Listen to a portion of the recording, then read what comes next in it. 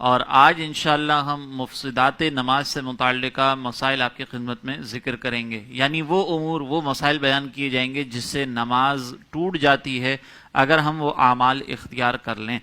اس میں سب سے پہلا جس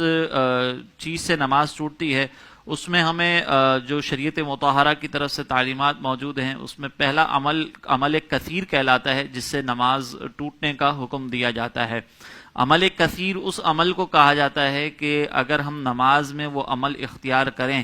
تو دیکھنے والا یہ محسوس کرے کہ ہم گویا نماز ادا نہیں کر رہے، اور اس عمل کا تعلق نہ نماز سے ہو نہ نماز کی اصلاح سے ہو۔ جیسے مثال کے طور پر اگر کوئی شخص دوران نماز اپنے دونوں ہاتھوں کو چھوڑ کر کھلا رکھ کر پھر اپنے لباس کو صحیح کرنا شروع کر دے، تو اس صورت کے اندر دیکھنے والا یہ محسوس کرے گا، اگرچہ وہ دیکھ نہ رہا ہو، لیکن اگر ان کیس اگر کوئی دیکھے تو دیکھنے کے بعد وہ یہ محسوس کرے گا کہ یہ شخص نماز ادا نہیں کر رہا۔ تو ایسے عمل کو عمل کثیر کہا جاتا ہے۔ اگر کسی نے نماز کے اندر یہ عمل اختیار کر لیا تو اس صورت کے اندر اس کی نماز ٹوٹ جاتی ہے۔ یہ ہمارے ہاں پر بہت سارے نوجوانوں کو اس طرح دیکھا گیا ہے کہ جب وہ سجدے سے اٹھتے ہیں، رکوع کے اندر جاتے ہیں یا سجدے کے اندر جا رہے ہوتے ہیں تو اپنے لباس کو دونوں ہاتھوں سے اس انداز سے سیٹ کرتے ہیں یا اپنی آستینوں کو جو ہے وہ دونوں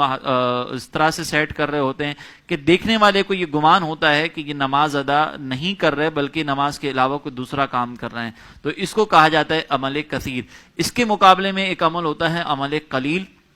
کہ اگر وہ ہم نماز میں اختیار کریں تو دیکھنے والا یہ گمان نہیں کرے گا کہ ہم نماز سے باہر ہیں۔ جیسے مثال کے طور پر ہاتھ باندھے ہوئے ہیں اور ہم نے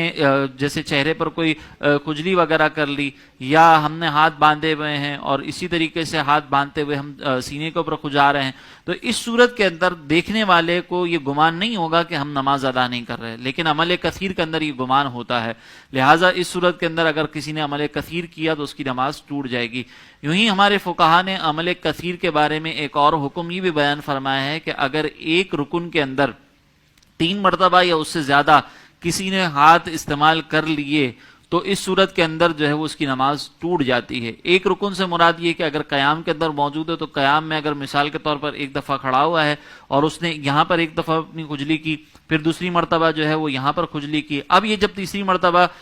کھجلی کرنے کے لیے اپنے ہاتھوں کو ہلائے گا تو اس صورت کے اندر اس کی نماز ٹوٹ جائے گی۔ تو یہ بھی عمل کثیر سے تعبیر کیا جاتا ہے، اس میں بھی ہمیں اجتناب کرنا ہوگا۔ اور یہاں پر ایک رکن کی قید ہے کہ ایک رکن کے اندر 3 مرتبہ یا اس سے زیادہ اگر کوئی ہاتھوں کو استعمال کرتا ہے تو اس کی نماز ٹوٹ جاتی ہے۔ لہٰذا اگر رکن تبدیل ہو گیا وہاں پر پھر اگر ہم نے اس طرح عمل کیا تو اس سے نماز نہیں ٹوٹے گی۔ تو یہ عمل کثیر ہوتا ہے پہلا جس سے نماز ٹوٹ جاتی ہے۔ اس کے بعد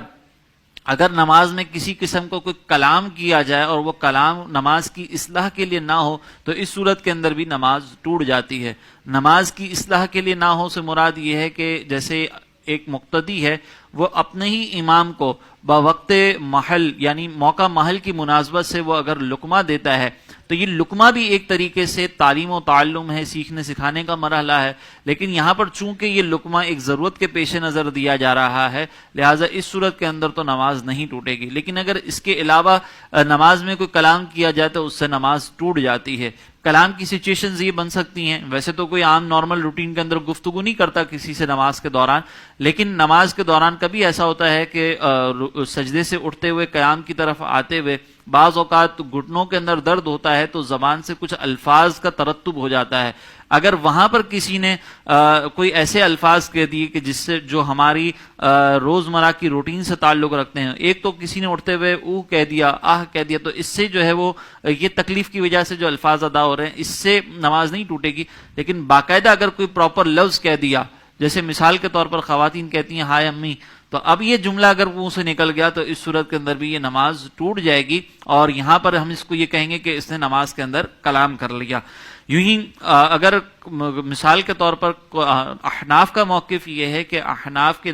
نزدیک نماز کے دوران کسی اور سے لقمہ قبول کرنا یا جو ایسے شخص سے تعلیم حاصل کرنا یا ایسی شے سے تعلیم حاصل کرنا کہ جو نماز سے خارج ہو تو اس سے نماز ٹوٹ جاتی ہے۔ لہذا اگر بے موقع لقمہ لیا گیا تو اب اس صورت کے اندر بھی نماز ٹوٹ جاتی ہے۔ بے موقع لقمہ یہ ہوتا ہے کہ مثال کے طور پر اگر جماعت کے اندر امام کے پیچھے موجود ہیں اور وہاں پر اگر امام نے کوئی ایسی غلطی کر دی جس سے سجدہ سہو لازم ہونا تھا، اب اگر وہ غلطی ہو چکی ہے اور اس کے فوراً بعد اگر کسی نے لقمہ دیا تو یہاں پر بعض اوقات یہ لقمہ بے موقع ہو جاتا ہے۔ لقمے کے مسائل کی ایک الگ تفصیل ہے، یہاں پہ صرف ایک مسئلے کی نوعیت سمجھانے کے لیے ذکر کیا گیا کہ اگر بے موقع لقمہ دیا تو یہ بے موقع لقمہ دینے والی کی نماز بھی ٹوٹ جاتی ہے، اور اگر امام نے اس لقمے کو قبول کر لیا تو اس کی بھی نماز ٹوٹ جائے گی۔ یوں ہی اگر کسی نے دوسرے شخص نے بے موقع نماز کے باہر سے لقمہ دیا اور پھر ہم نے وہ لقمہ قبول کر لیا تو بھی ہماری نماز ٹوٹ جائے گی، یا ہم نے نماز کے دوران اپنی نماز کے دوران کسی اور کو لقمہ دیا جس کا تعلق ہماری نماز سے نہیں تھا، وہ اپنی نماز ادا کر رہا تھا اور ہم نے لقمہ دے دیا، تو وہاں پہ بھی اس کی نماز بھی اگر اس نے قبول کر لیا اس کی نماز بھی ٹوٹے گی اور ہماری نماز بھی ٹوٹ جائے گی۔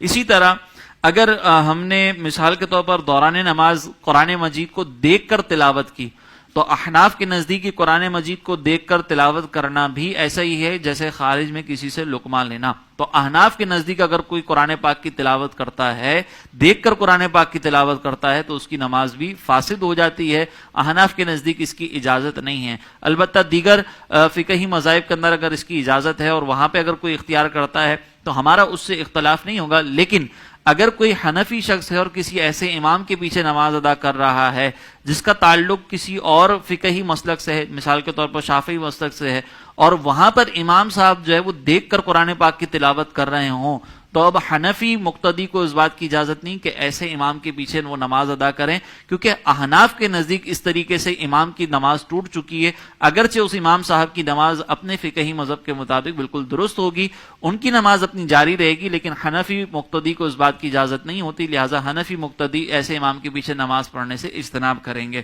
پھر اگر کوئی دوران نماز شرط فوت ہو جاتی ہے، جیسے مثال کے طور پر دوران نماز کسی کا ستر جو ہے وہ کھل جاتا ہے اور وہ 3 سبحان اللہ کی مقدار تک کھلا رہا، تو اس صورت کے اندر بھی اس کی نماز فاسد ہو جائے گی۔ تو یہ چند احکامات ایسے ہیں، چند مسائل ایسے ہیں کہ جن سے نماز ٹوٹ جانے کا حکم ہے۔ ہمیں ان دوران نماز ان چیزوں کا خیال کرنا چاہیے، کیونکہ اگر ہماری نماز میں ان اعمال میں سے کوئی عمل سرزد ہوا تو ہماری نماز بھی فاسد ہو سکتی ہے، ٹوٹ سکتی ہے۔ خاص طور پر عمل کثیر کے سلسلے میں ہمیں توجہ کرنی چاہیے۔ اللہ تبارک و تعالیٰ سے دعا ہے کہ اللہ تبارک و تعالیٰ ہمیں خشوع و خضوع اور تمام شرعی احکامات کو مد نظر رکھتے ہوئے نماز ادا کرنے کی توفیق عطا فرمائے۔ آمین۔ وما علینا الا البلاغ۔